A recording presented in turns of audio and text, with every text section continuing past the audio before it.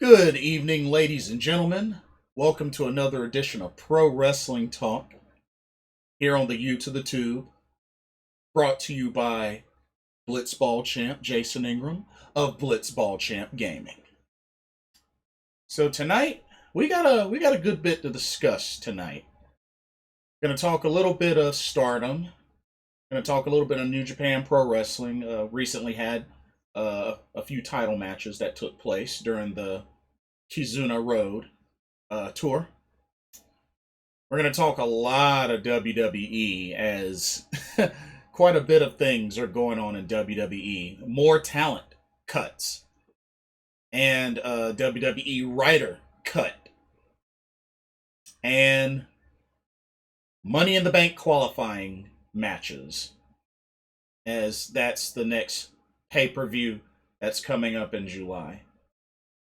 But not gonna really talk much AEW. I know they have a show tomorrow, Saturday night, but I will actually be out celebrating a friend of mine's birthday, so I won't get to it until next week. So that'll be my mission to get caught up before the next episode next week. So just bear with me on that. But anyway, let's get to the discussion. I'm gonna start off with Stardom, just a little bit of Stardom. Of course, Starlight Kid started having matches ever since being forced to join Oedo Tai after Stars lost the second 5-on-5 elimination match that they've had against Oedo Tai. And Starlight Kid, while not really participating in Oedo Tai shenanigans and DQing and stuff like that, she's still wrestling like she normally wrestles. No change to her look, just she wrestles wearing a Oedo Tai shirt now. So, I mean, nothing really crazy there. And it just looks like she just wants to have the match and then go about her business. And she still kind of, after every match, bows to the crowd, show of respect, sort of thing. Even though she's considered the lowest member of Oedo Tai right now. But Oedo Tai is looking strong. They're looking very strong right now. And with the addition of Starlight Kid,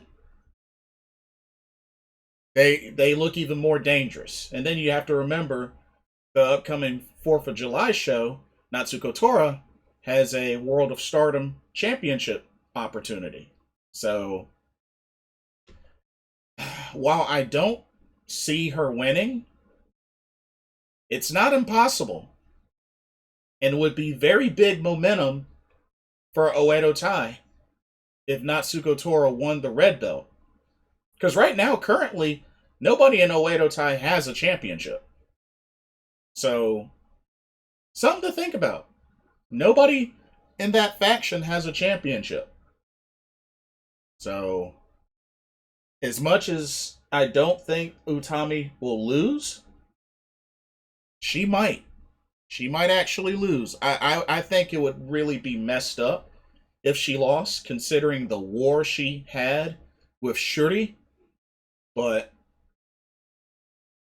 I don't totally 100% put it past them to pull the trigger. But we'll see what happens come July 4th. But unfortunately, he's been another injury. The Cinderella tournament winner, Saya Kamitani, suffered an injury and will fortunately have to miss the June 26th and June 27th shows this weekend. But hopefully she will be good to go for her Wonder of Stardom championship opportunity on 4th of July as she gets a crack at Tam Nakano, who currently holds the belt, which that was her wish. And like I said, I would love to see Saya Kamitani win. I mean, when you think about it, look at the last handful of Cinderella tournament winners. Momo Watanabe, Arisa Hoshiki, Julia. Those three ladies won the Cinderella tournament and went on to win the white belt. So, could history repeat itself with Saya Kamitani? I'd like to think so. I hope so. I really, really hope so. But hopefully she can recover and be 100% for this match because I think it'll be a great match. Her and Tom, I think it'll be an excellent match. But hopefully she'll get healed up and she'll return ASAP. And I know I was talking with some friends about Oedo Tai on Twitter, and and also on YouTube as well. And some were talking about they could see the potential possibility of Mayu Iwatani being put in a situation where she has one last opportunity to win back Fukiken Death and Starlight Kid. And then that's when she finally gets it, makes things right. But I don't know. I think they're gonna ride this wave of Starlight Kid with Oedo Tai for a while. Just for a little while. But Oedo Tai is looking really strong right now. And Stars looks very depleted. Very depleted. I mean, no Saya Ida, no Jungle Kiona, no Starlight Kid. Yeah, it's not. I just with Mayu Koguma Hanan. I mean, it's they're lacking numbers badly. And I just don't see them carrying any momentum. I don't. I mean, only three active members right now of Stars: Mayu, Koguma, Hanan. So they gonna have to figure something out. They gonna have to figure something out. Otherwise, they in trouble. But we'll see how things happen. Like I said, we got the 4th of July show coming up, and that should be interesting. We also got, I believe, Oedo Tai is actually getting an Artist of Stardom Trios Championship opportunity. So got to keep an eye on that as well. And of course, you got the the Future of Stardom Championship finals between Unagi Sayaka and Mina Shirakawa, who lately have been kind of showing some tension between each other. Now that match is pretty much right around the corner, starting to show some tension, some animosity towards each other. Things doesn't look all peachy king and cosmic angels, but I kind of understand it. I mean, it's a big match coming up for the both of these ladies, and one of them will walk out as the new Future of Stardom champion. And honestly, either of these two ladies are capable. I like them both. But something tells me Unagi Sayaka is probably gonna end up winning. I think she's the one that has like the biggest story to tell.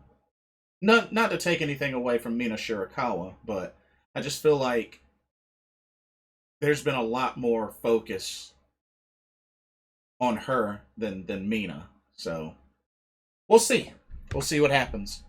But that's pretty much all that I have for now for Stardom. Like I said, I know they got a couple of shows that took place that they still got to upload on Stardom World, so I'm hoping to be able to get caught up once they upload those matches. Hopefully they'll do all that this weekend, but we'll see. Okay, New Japan Pro Wrestling. Just recently had some title matches. We had the Never Openweight 6-man tag team championships on the line as the champions, of Chaos, Hiroki Goto, Tomohiro Ishii, Yoshihashi, defended against Bullet Club's Dick Togo, Yujiro Takahashi, and Evil. And y'all know how recently Miho Abe finally returned to the side of Taichi? There was also another return as well, courtesy of Bullet Club. That's right. The Tokyo Pimp has his lady, his bunny back. That's right. Piter. I think it's Piter. I think that's how you say it. Piter. Pieter. Piter. Somebody correct me. She's back. That's right. She's back with her scantily clad, booty showing self. But yeah, good to have her back at the side of the Tokyo Pimp, Yujiro Takahashi. Still looks great as she usually does. But yeah, so it was good to see her back. This was a long match. This was a 30-plus minute match. And we got to see a lot of the shenanigans in this match. But sure enough, a vertical drop brain buster did Dick Togo in. And Chaos retain the never open weight 6-man titles. Very, very intense match. Very intense match. And like I said, back and forth, Bullet Club doing Bullet Club shenanigans as usual. But it was good. It was definitely a good match. Definitely enjoyed it. And I just really like these champions more and more. Yoshihashi, Ishii, Hiroki Goto. Really, really liking this team. This is a solid trios team right here. And then not only that, we crowned new IWGP Junior Heavyweight Tag Team Champions. That's right. El Phantasmo and the Bone Soldier, Taiji Ishimori, dethroned Roppongi 3K in their second defense. Oh man, this hurt. This definitely hurt. It was a long match as well. I think this was 26 minutes or just over or under 25 minutes. But man, I was so bummed because Roppongi 3K just won the titles, and I was hoping to at least see them with the titles for a while. But I think there's still going to be some emphasis on how Yo and Sho do want to pursue singles championships. So, in a way, I kind of understand. I just, like I said, Yo, not too long ago, came back. They reformed and won the titles, and then drop them on their second defense. So, it was kind of a bummer. It was a real bummer. And I believe now, Ishimori and El Phantasmo, I believe, are 3-time IWGP Junior Heavyweight Tag Team Champions now. Either 2 or 3 times. I think it's 3 times. But I could be wrong. But I think it's 3 times. But, yeah. So, 2 title matches. One of them being a title change on the Kizuna Road tour. I'm trying to think. The tour lasts all the way up to July 2nd. And I believe, I'm trying to see if there's any other title matches scheduled. I want to say there are going to be at least one more title match scheduled for this Kizuna Road tour. But maybe not. I know. Oh, okay. So actually, that's right. I just remembered.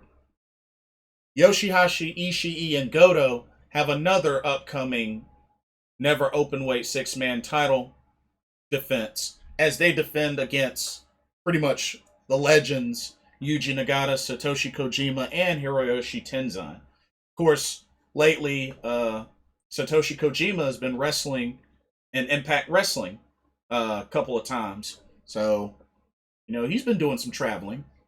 So, yeah, this should be a great match. And that's pretty much the last that's on the last day of the Kizuna Road tour. And then we got Summer Struggle. We got some Summer Struggle shows coming up. And that's pretty much going to last throughout July. And then end of July, got Wrestle Grand Slam in Tokyo. Or actually, no, we got some more Summer Struggle. It's actually going to be going through August. Wow. And then of course Resurgence, the tag team tournament that's going to take place in the States. That's late in August. So got a lot coming up. A lot of shows coming up for New Japan Pro Wrestling. Should be good. And we know that Shingo Takaki's got a title defense against Kota Ibushi. Looking forward to that. So, a lot to see with New Japan Pro Wrestling. A whole lot to see. Should be good. Let's see. Oh, one thing I did want to mention that's actually AEW. So, it was just announced, which I've been seeing this all over Twitter, Yuka Sakazaki, the magical girl, Yuka Sakazaki, will be coming to the States for an excursion with AEW.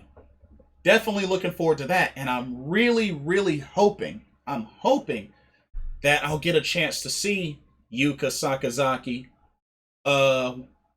at the Fight for the Fallen show, which is in Charlotte, North Carolina, July 28th. And I'm actually going to be going to that show.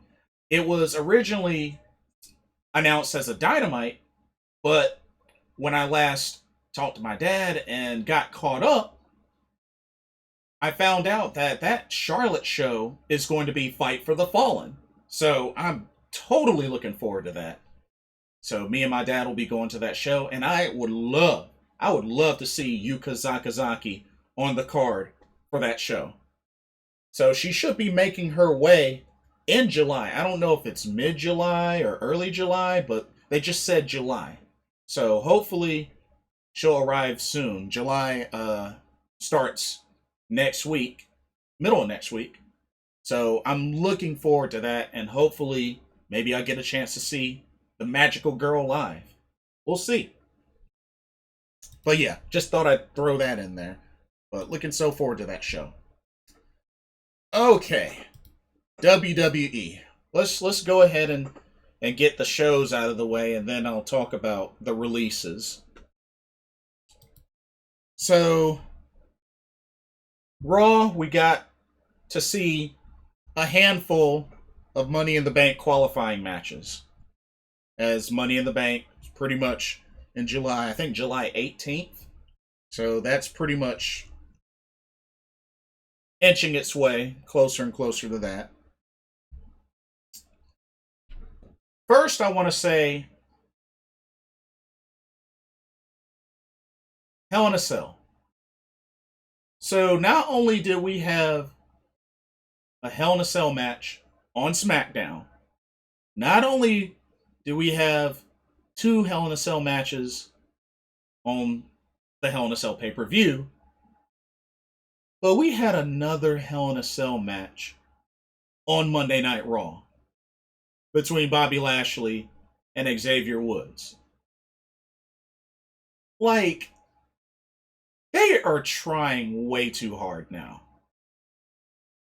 Like, you don't have a Hell in a Cell match on Raw and on SmackDown? Why? Already loaded with commercials, at least 2 to 3 commercials, which, I'm sorry, but a Hell in a Cell match with commercials, that don't work. That don't work. No, that don't work.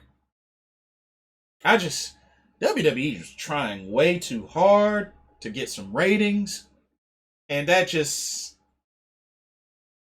yeah, I don't know what they were thinking, but Raw had a Hell in a Cell match, but we'll get to that in a second. Let's look at these qualifiers. So, Ricochet, AJ Styles. Ricochet wins and qualifies. So, kind of a surprise there. But hey, I can dig it. Naomi and Asuka versus Eva Marie, and I am not going to say her name.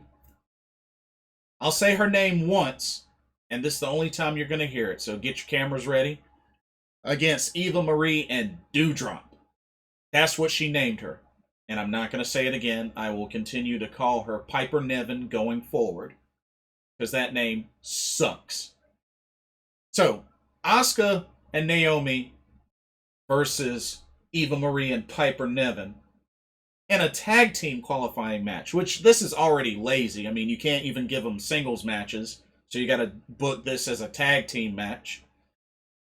And of course, Eva Marie didn't really do much except attempt to make a cover. Piper Niven did most of the work. Eva Marie wanted a tag. Piper Niven was like, nope. She gets rolled up. Asuka and Naomi confirmed for Money in the Bank. So already Piper Niven, one, not liking her name, and two, not liking Eva Marie and her shenanigans. So, yeah. I mean, yes, it's another good thing. Eva didn't. I mean, I guess she technically wrestled. All she did was go for a pin. That's it. But, I mean, hey.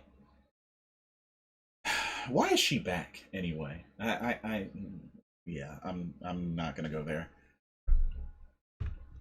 John Morrison qualifies after defeating Randy Orton. And then we had another tag team, ladies tag team qualifier, where they put Alexa Bliss and Nikki Cross together, going up against Shayna Baszler and Nia Jax. And, oh God.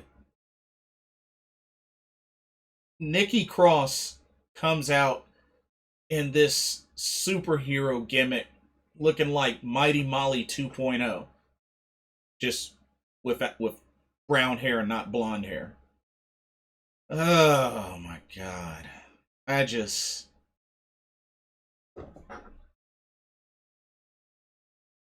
Poor Nikki Cross. I mean, her and Alexa did win the match, but come on. Really? Oh, man. Poor Nikki Cross.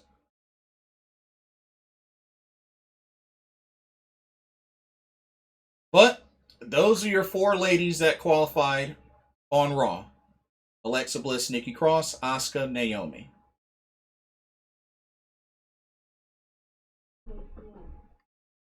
Uh,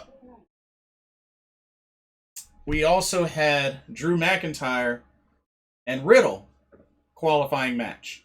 And sure enough, Riddle pins Drew McIntyre, which Drew just looked distraught afterwards. And there you have it. Riddle, John Morrison, and Ricochet on Raw qualified for the men's Money in the Bank. And then, of course, Bobby Lashley beat Xavier Woods in Hell in a Cell, which we all knew that was going to happen. And, of course, this is leading to Kofi Kingston getting a Universal Championship opportunity against Bobby Lashley at Money in the Bank. But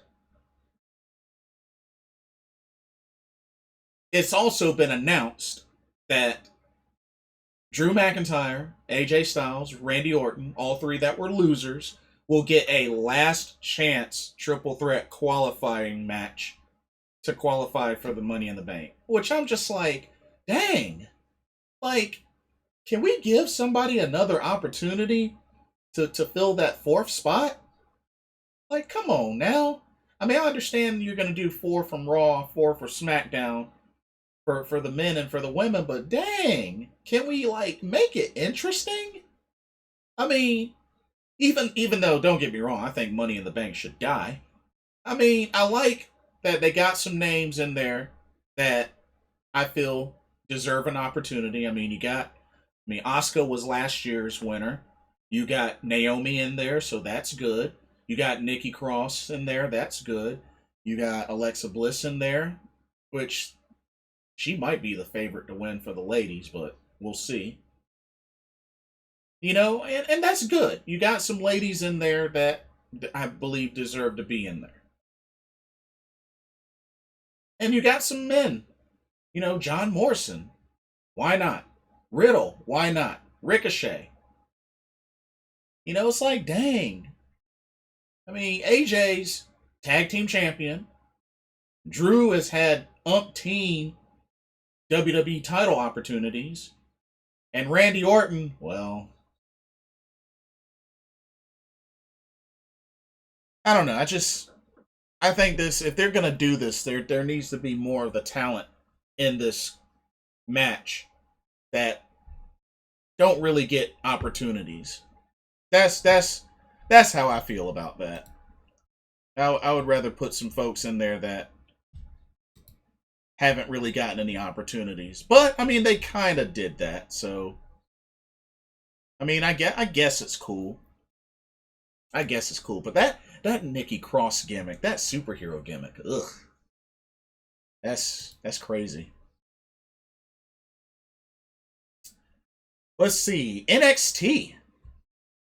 NXT was quite interesting. So Adam Cole had a match with Carmelo Hayes, a really good match for Carmelo Hayes, and the dude really showed up and showed out.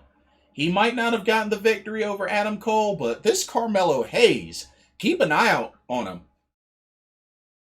Of course, he had an excellent match against Kushida for the Cruiserweight Championship in that open challenge, which he did well.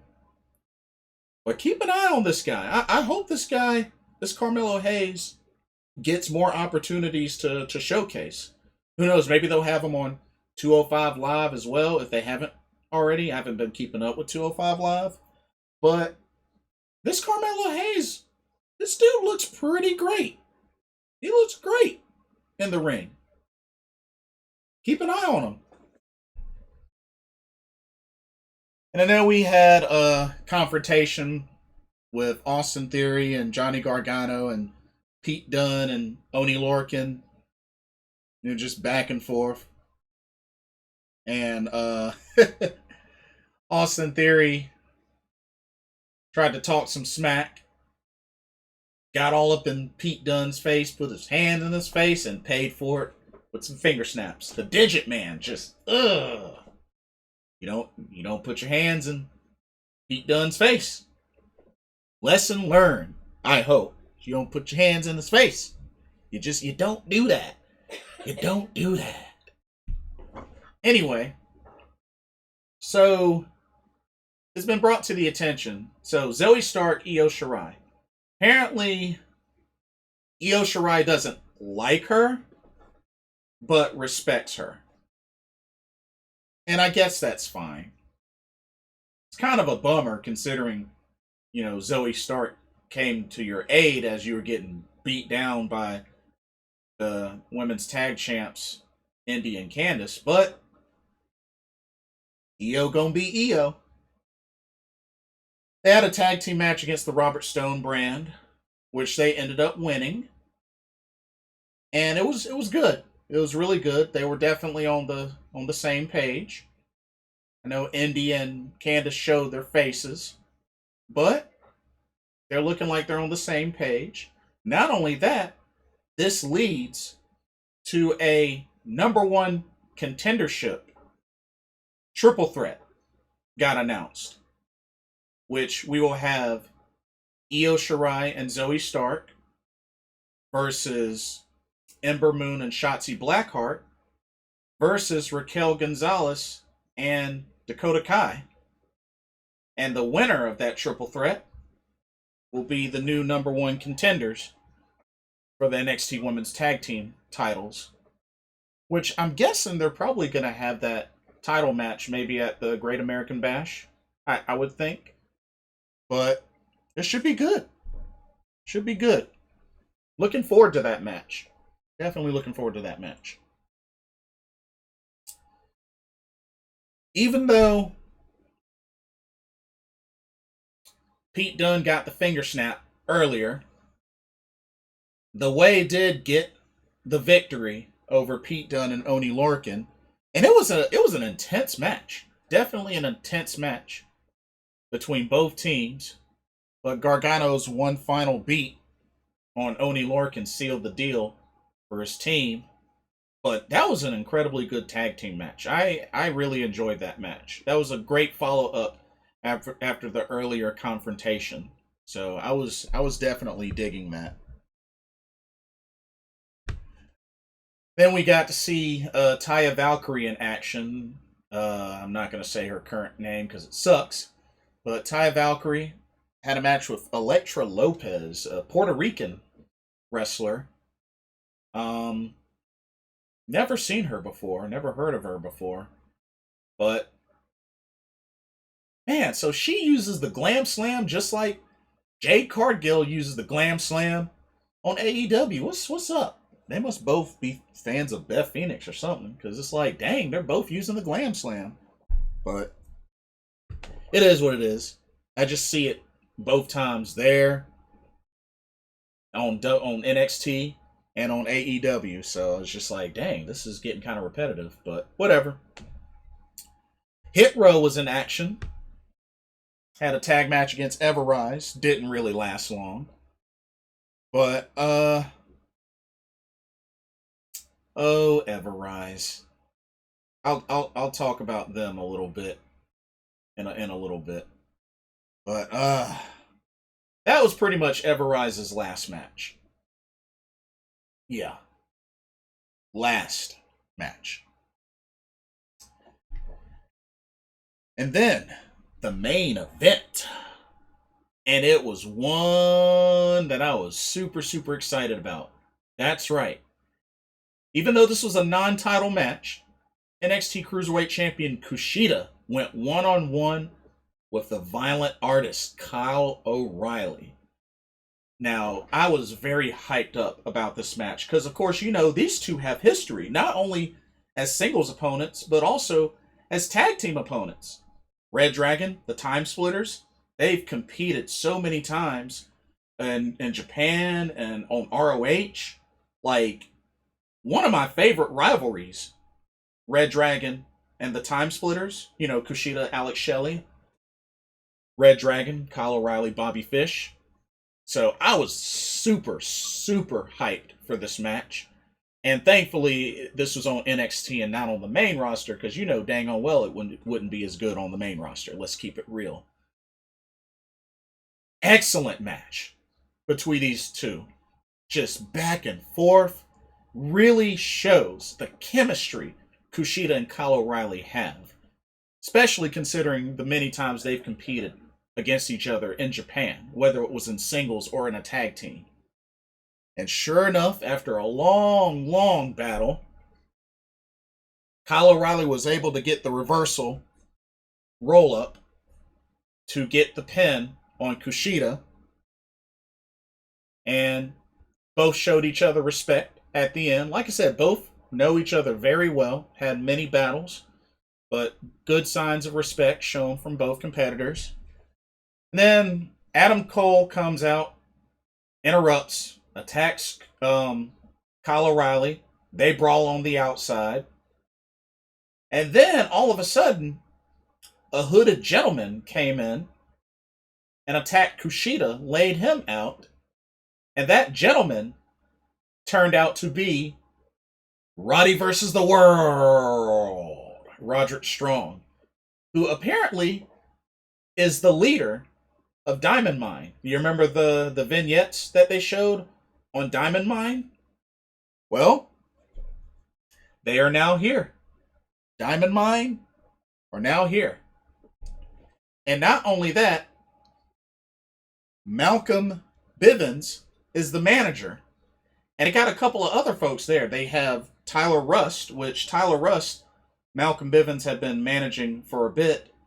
And then this other Asian guy, which I believe, if I remember correctly, is Japanese star Hideki Suzuki. I believe I was informed that's who that was. But him, Tyler Rust, Roderick Strong, Diamond Mine. So Roddy is back and made such an impact, laying out Kushida. So this is interesting. This is very interesting. What a way to end NXT with the return of Roderick Strong and the reveal of Diamond Mine. So it looks like Kushida may have a new competitor gunning for his cruiserweight title, and Roderick Strong is definitely an excellent candidate. I love it. Also, I wanted to point this out before moving on to SmackDown, or excuse me, NXT UK. So I've been seeing these vignettes of a battery, like a cell phone battery, slowly charging. I've been talking about this with some friends. I think I think this might possibly be Tegan Knox and her return. That's what I'm thinking. I'm thinking that battery charging is just showing her progress upon returning. And I think sooner or later she's going to be back because it looks like she is going to be coming back. And I think that's what that battery is. I could be wrong, but I think that's what that battery is. I think it's Tegan Knox. I really think it's Tegan Knox. But we'll see. We'll see. Y'all let me know what y'all think about that. I think it's Tegan Knox. NXT UK, which we had some great matches on NXT UK. We had Mark Coffey versus Shaw Samuels. You know, there was some build up to that. Pretty hard hitting match, but Joe Coffey was able to get the. Excuse me, Joe Coffey. Mark Coffey. Mark Coffey. The other brother. Mark Coffey versus Shaw Samuels. Mark Coffey gets the victory. Hard hitting match. Some good build up, but definitely good match. I really had no complaints. We had Stevie Turner versus Laura Di Matteo, which Stevie Turner, if I remember correctly, is also Zoe Lucas. If I remember correctly, somebody correct me if I'm wrong. Which, of course, she used to wrestle in Stardom. I believe she was part of. I think she was part of either. Oh no! She was part of Tokyo Cyber Squad, if I remember correctly. Yeah, Tokyo Cyber Squad. I think. Yeah, yeah, Stardom. Zoe Lucas. Yeah, yeah. So last time I saw her in action was when she took on Aoife Valkyrie, which she lost to Aoife Valkyrie. But it's good to see her back, and it looks like they're starting to build her up. You know, she was able to get a victory, and I hope to see more of her. Definitely hope to see more of her. Stevie Turner looking like can make some noise in the women's division on NXT UK. We had Tealman go up against Oliver Carter, and while it may have looked like Oliver Carter was coming close to getting a victory, not so fast. Tealman was able to lock in the cross face, made him tap, won the match, and then wanted to put him in the crossface some more, do some more damage. But Rohan Raja, the the wrestler that Tealman pretty much snapped his arm, came back. Looked like he was gonna fight Tealman, but oh no. That changed. and he ended up beating down on Oliver Carter.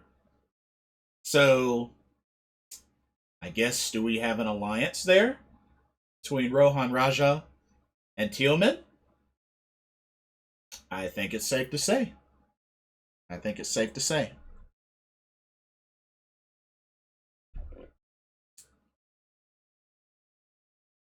And another vignette was showed with NXT UK.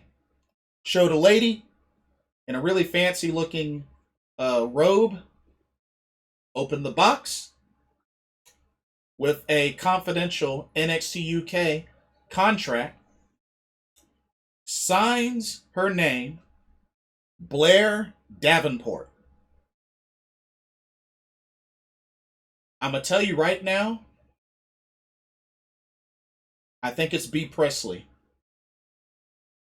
I think it's B. Priestley. I think that's who it is. Because if I remember correctly, I believe it was made official that she was going to be coming to NXT UK after she had her last stint in Stardom, which her last match was the World of Stardom Championship match opportunity she had against Utami, but she lost. And that was her last match in Stardom. But yeah, this Blair Davenport, I think is B. Priestley. I think that's who it is. And to be honest, if it is, you best believe she's going to make a big impact in NXT UK. And I feel like she may eventually could be the one in the future to maybe even dethrone Meiko Satomura. It's very possible. Very possible. But we'll see.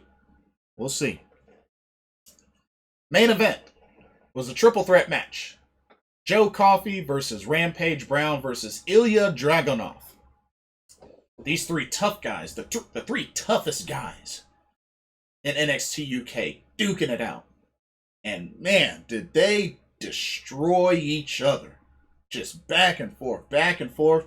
But man, Ilya Dragunov has a ton of resiliency and just hit a nice top rope torpedo Moscow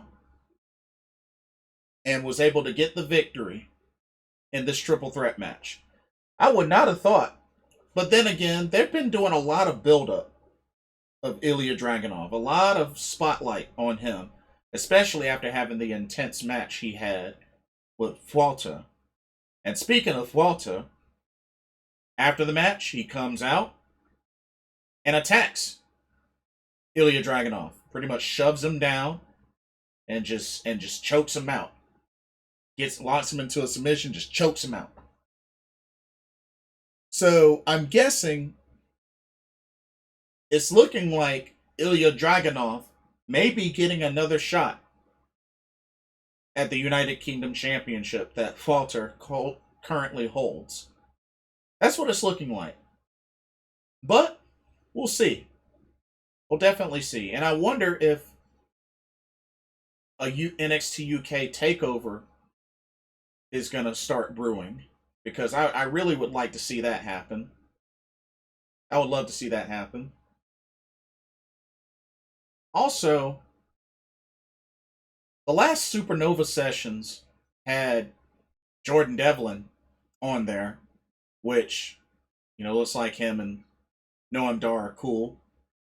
But, of course, that led to confrontation between Jordan Devlin and A-Kid. And it looks like we're going to have a showdown between A-Kid and Jordan Devlin very soon.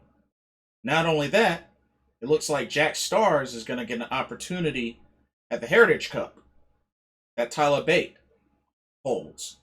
So, it's quite a bit to look forward to. Should be interesting. Should be interesting. But that's all that I pretty much have.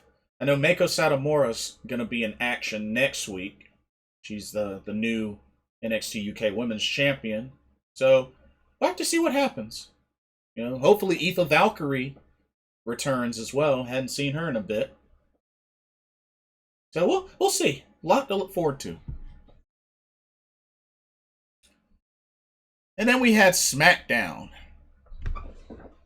Friday Night SmackDown. So let's see. Jey Uso nowhere to be found, and it's been informed by Jimmy Uso that pretty much Jey is not coming back. Roman wants to know where he was. Jimmy's like tried to contact him, but I heard from him he ain't coming back. But hey, let me take his place. I can be the right hand man. I can step up. I can do what he do. And Roman's like, prove it. Well, he had a match scheduled with Dolph Ziggler, which I'll get to in a second.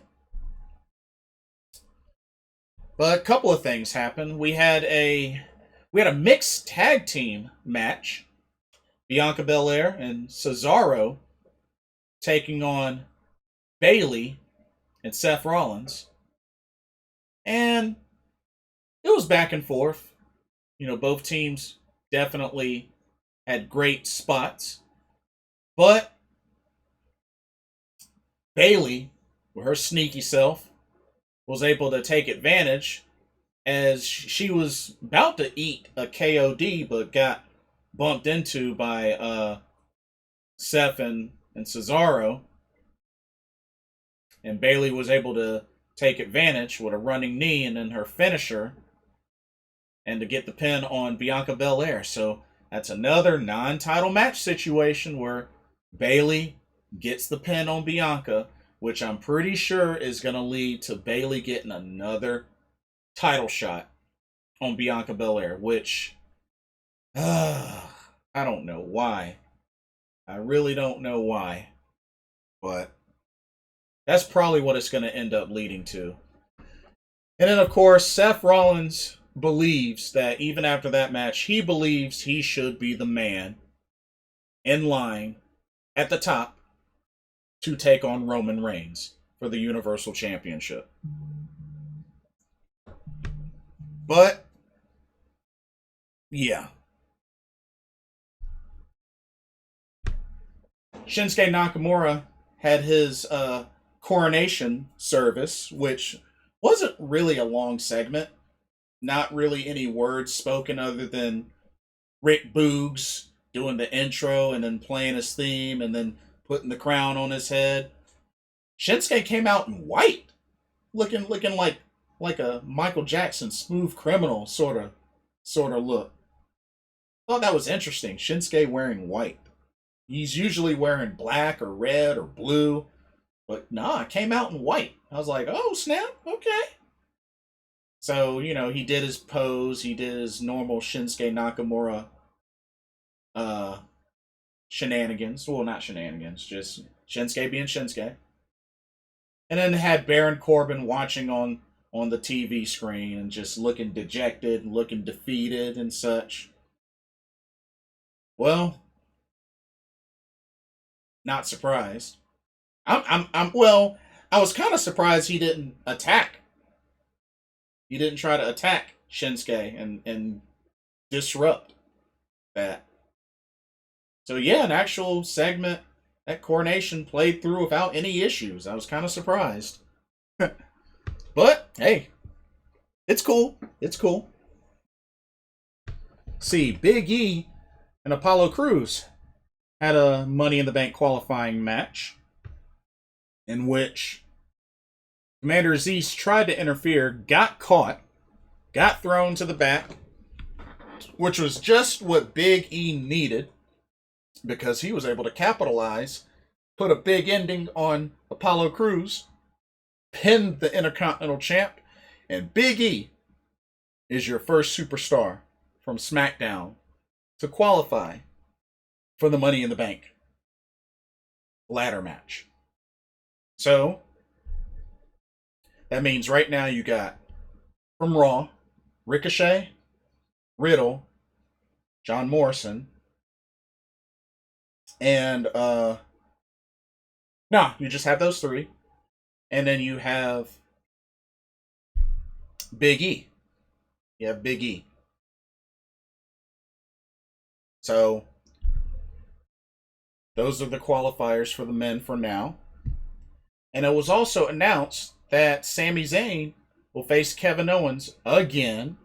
But this time, not only is it Money in the Bank qualifier match, but it's also a last man standing match.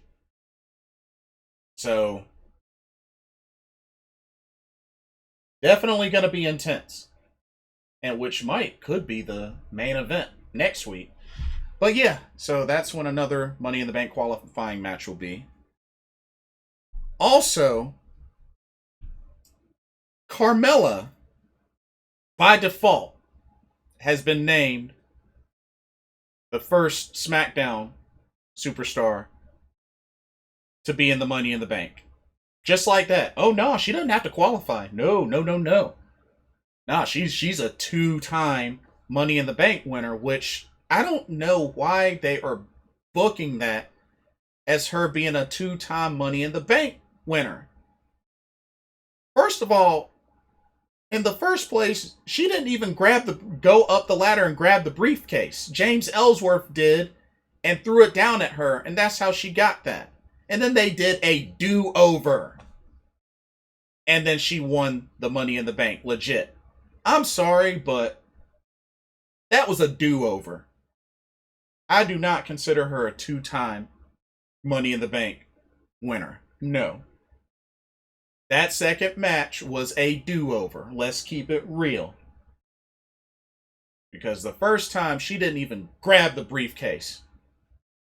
So I don't count that at all. She might be the first woman to win the Money in the Bank, but she is not a dang on two-time women's Money in the Bank ladder match winner. No. I will not claim that. No. I don't know why WWE is claiming that, but that's freaking stupid. When they had a do-over right afterwards. Anyway, but nah, Carmella just like that. Oh yeah, put her in the Money in the Bank. She doesn't have to qualify, just throw her in there. It's like, dang. It's like there's so many times where folks can just be deemed getting a title shot, or they just show up as, I want a title shot, I want to challenge you, and then just bam, they got it. You know, it's like, dang, whatever happened to earning wins and earning yourself a title shot? Whatever happened to more? We need more of that. Not just, dang, I'm here, I want a title shot because I deserve one. I'm tall, I have muscles, I'm a former champion. Therefore, I deserve a title shot. Give it to me. Yeah, I know I just got back. Yeah, I haven't had a match in 2 months. But I want a title shot. I've been waiting too long. I want my title shot. Yeah. Liv Morgan comes out and was like, oh, shoot, all you got to say is claim that you're the most beautiful woman in the world and I can get a title shot? Well, she at the same time makes a good point that she recently beat her, although Carmella beat her as well. So they technically had a rubber match tonight. But Liv Morgan was able to get the victory on Carmella. So I'm pretty sure it's safe to say that Liv Morgan punched her ticket to Money in the Bank. Even though Sonya Deville said that, if you beat Carmella, you may have that opportunity. So I think it's pretty safe to say Liv Morgan pretty much qualified for Money in the Bank. So for the women, we got Naomi, we got Asuka, we got Alexa Bliss, we got Nikki Cross, we have Carmella, and I think it's safe to say we got Liv Morgan. So it's looking like there's still room for two ladies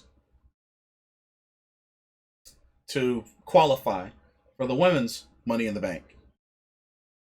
But I'm sure these are going to be two SmackDown stars because we already got 4 Raw stars. So they need 2 more SmackDown stars. Which, I mean, Something tells me probably Bailey might be in there, and who knows? Maybe Sasha will return and she'll be in there. But that's really the only other two ladies I could think of, Bailey and Sasha. But we'll see. We'll see.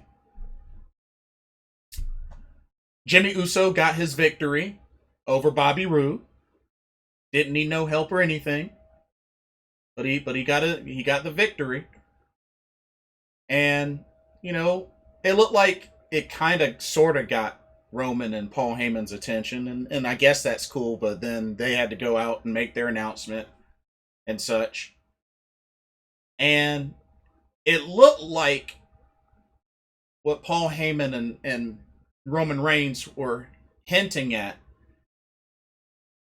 was the idea that we pretty much beaten everybody on SmackDown that's challenged us. There's nobody left on SmackDown, and they were probably thinking of maybe we should just take this Universal Championship and just go to Raw and see if anybody could even come close to being worthy to take on the head of the table, the tribal chief, Roman Reigns, the Universal Champion. But before it could get to that point, You Think You Know Me plays, and Edge returns to SmackDown, starts wailing on Roman Reigns, which was got had that going for a while. Then he ate a Superman punch, but came back with a spear, and it looks like he was going to do a concerto to Roman Reigns. But Jimmy Uso did show up and tried to fight off Edge.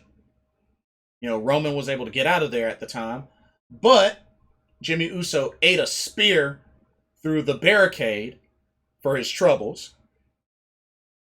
But Edge is back, and it looks like he is not done with Roman Reigns.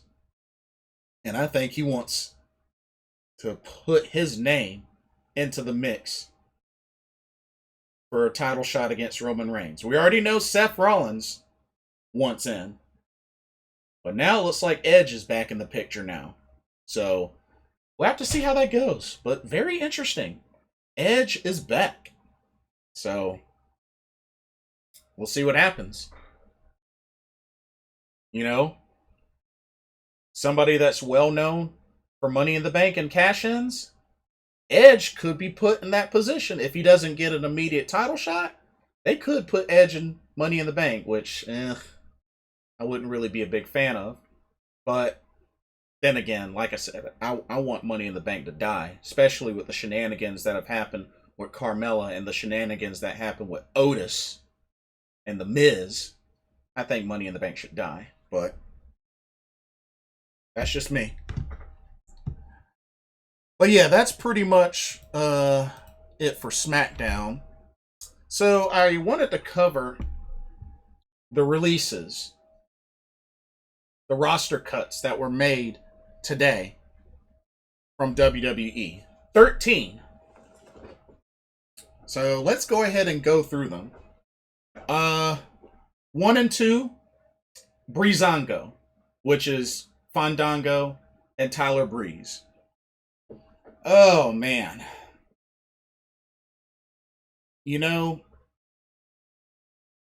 It's a shame that when you think about it, Breezango really, their biggest success the whole entire time has been with NXT.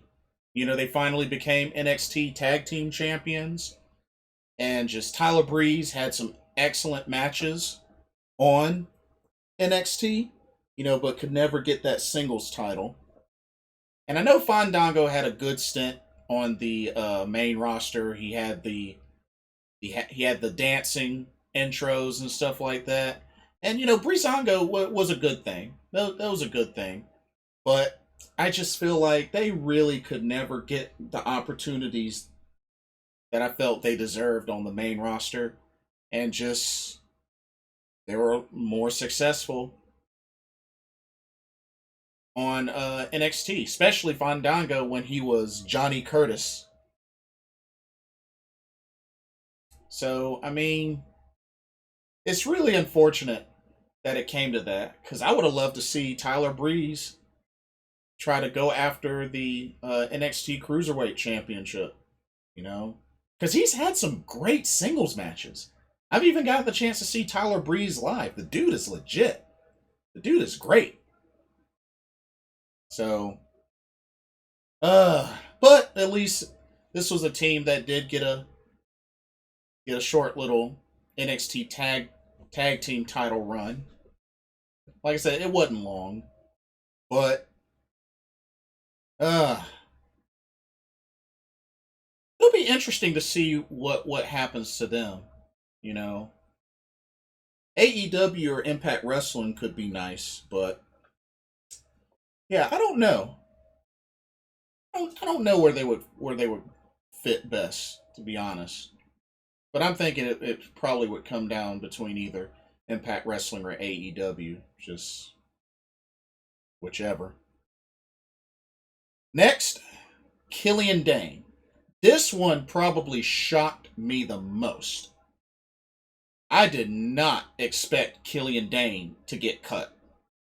This shocked me.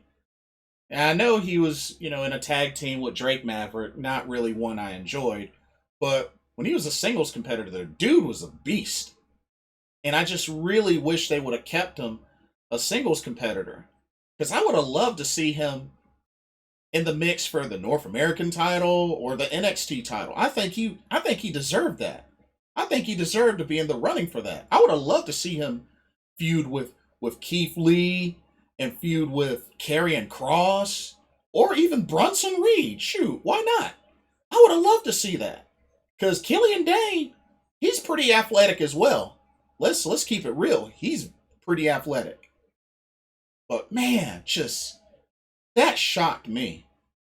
And of course, Killian Dane, that's Nikki Cross's husband. You know, I just wow. That one shocked me. That one really shocked me. I also miss his old Sanity theme, his special Sanity theme. I miss that theme. That's like one of my favorite themes of Killian Dane. But man, just I really like Killian Dane. I really do. And just man, I did not think he would be cut. Not one that I would have thought. And Killian Dane, I mean, I guess he could go to Impact Wrestling. I mean, Madman Fulton is there. I mean, that's a familiar face. Interesting thing about it, all the sanity folks are gone except Nikki Cross. Can you believe that? Eric Young, no longer there. Sawyer Fulton, no longer there. Alexander Wolf, recently released. Killian Dane, just released. R.I.P. Sanity. Only one that's left is Nikki Cross, which, oh god, yeah. Next on the list, Arya Davari. Uh, no, he's been on 205 Live quite a bit. If I remember correctly, he had a match. Him and Tony Nese went up against Hit Row, if I remember correctly. But yeah, Arya Davari, I thought he was a good heel, especially on 205 Live. And just, it would have been nice to see him back on NXT more, but just did not pan out that way. Didn't get a cruiserweight title run either. So, pretty bummed. Pretty bummed. But, there's no telling where he could go. Maybe Impact Wrestling. Maybe put him in the X division. I don't see why not. And Killian Dane, going back to Killian Dane, I don't know where I could see him going. To be honest, I mean they got a decent I mean, maybe they can add another big man to AEW, but I I'm not sure. Like I said, Impact Wrestling, Sawyer Fulton's there, Madman Fulton's there, so. But yeah, I don't know. But Arya Davari, I could see him being in the X division. I could see him being in the X division. I mean, Sheik Abdul Bashir, aka Davari, he was there with Impact. He was a former X Division champion himself. So, yeah, that's what I think. Next, Marina Shafir. Dang, man. Roddy versus the World just came back and they freaking let go of his wife, Marina. Ugh. Well, I guess that four horsewomen from MMA versus four horsewomen of WWE looks like that ain't ever gonna happen. What build up they had for that? What little build up? And fans wanted to see it. Fans really wanted to see it. But Jessamine's gone. Marina's gone. Ronda Rousey, there's no telling when she's coming back. And Shayna Baszler has been booked like garbage to the point where I don't think it's even possible for Shayna to even make a comeback. Not unless she went to NXT or NXT UK or something like that. So I mean that idea is pretty much dead, pretty much dead. But dang man, Roddy comes back, Marina gets let go. Just I don't get that.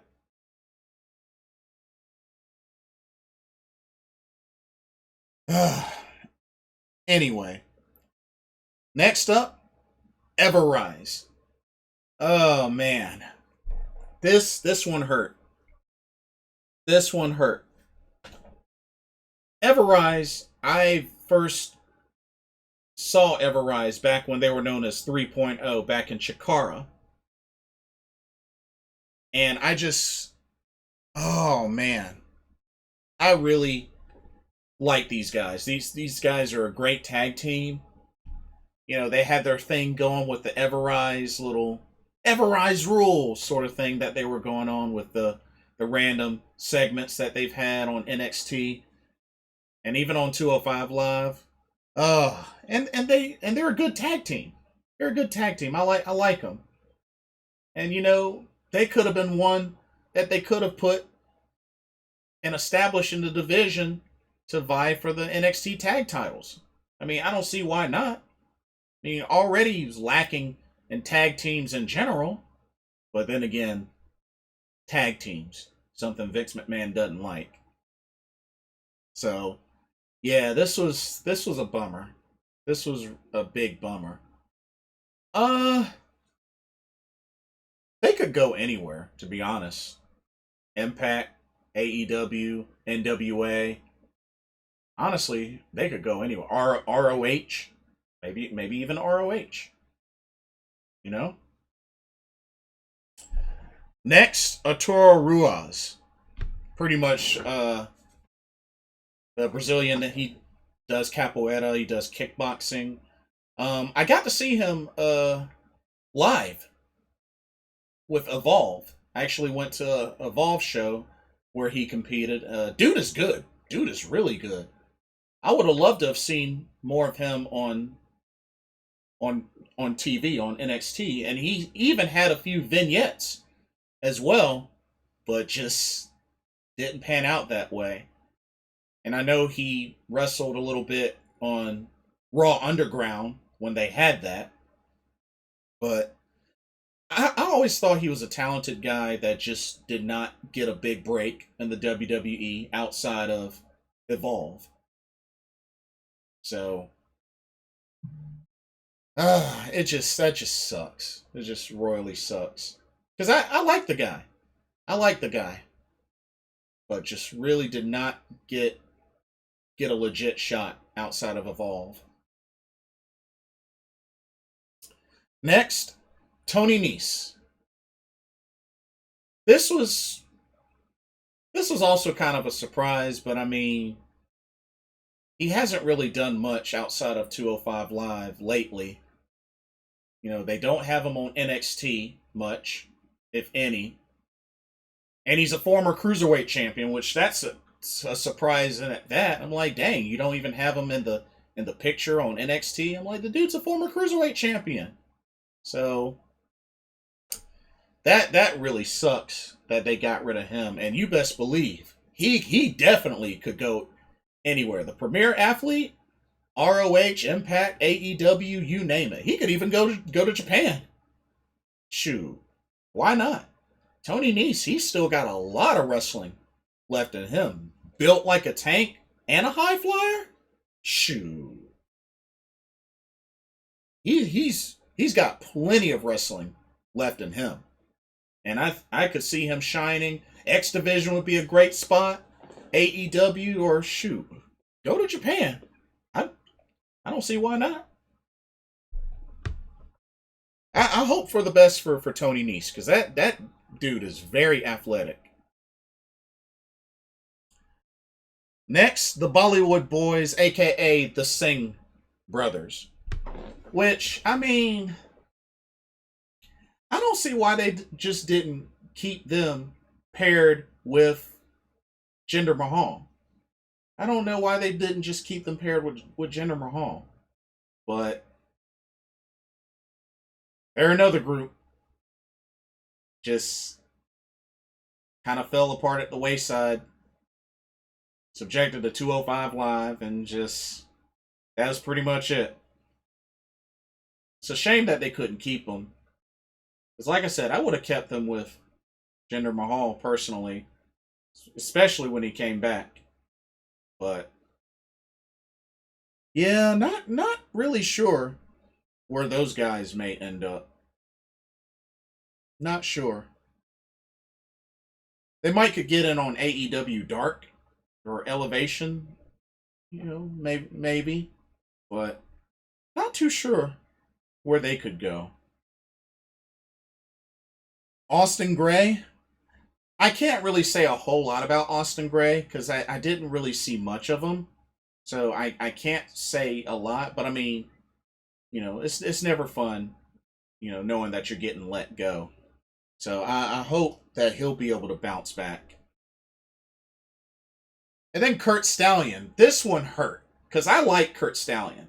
I remember seeing Kurt Stallion in the Indies. Got the chance to see him in Evolve. Like Kurt Stallion, he's a good wrestler. He's a good wrestler. And I've really admired his resilience and just his in-ring ability. But I really hope, maybe ROH could do something with him or AEW. I would like to see Kurt Stallion back on his feet. Because I like the dude. I definitely like the dude. I think he's definitely an underdog. Kind of reminds me a little bit of Colby Corino. Another wrestler that I like who has improved greatly over the years. So I hope for the best with Kurt Stallion. But yeah. So 13 superstars from WWE released. And it's just it's bad. That's bad. Really, really bad.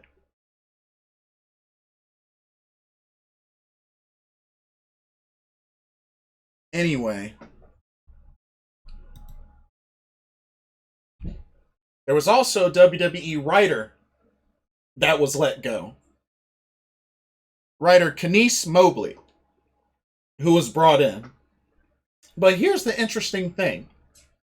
She talked about on a podcast how she even got the opportunity, and in the interview, said that she doesn't know anything about pro wrestling, never done any research, never watched any pro wrestling, anything like that. Didn't even know the name of the WWE champion, Bobby Lashley, and she said Bobby Ashley. I'm like, I can't even imagine what the interview must have went. Wait, no pro wrestling experience? No knowledge of the pro wrestling business or anything? Oh, you're hired. Let's see what you got.